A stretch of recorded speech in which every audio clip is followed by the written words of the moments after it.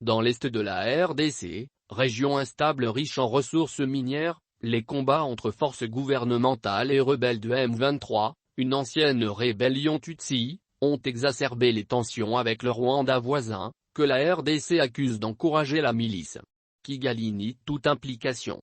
Ces violences ont poussé de nombreux Congolais à migrer dans les pays voisins, dont le Rwanda. Selon le Haut-Commissariat de l'ONU aux réfugiés, UNCRA, le Rwanda comptait en novembre 2022 quelques 72 000 réfugiés congolais.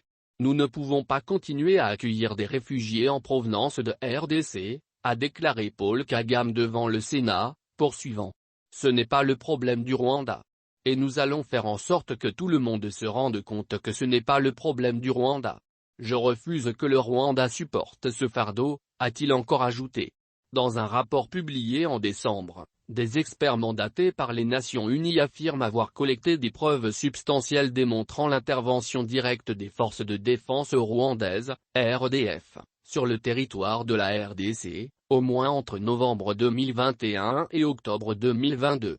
Le Rwanda a à plusieurs reprises imputé la responsabilité de la crise dans l'est de la RDC aux autorités de Kinshasa et a accusé la communauté internationale de fermer les yeux sur son soutien supposé au FDLR, Force démocratique de libération du Rwanda, un mouvement de rebelles hutus-rwandais dont certains impliqués dans le génocide des Tutsis en 1994 au Rwanda. Présenté comme une menace par Kigali, l'existence et la violence de cette milice ont justifié les interventions rwandaises passées en territoire congolais. Le Rwanda a accusé la RDC, où la présidentielle est prévue en décembre 2023, d'instrumentaliser le conflit à des fins électorales et d'avoir fabriqué un massacre qui, selon une enquête des Nations Unies, a été commis fin novembre par le M23 et a coûté la vie à au moins 131 civils dans les villages de Kishish et Bambo, selon un bilan encore provisoire.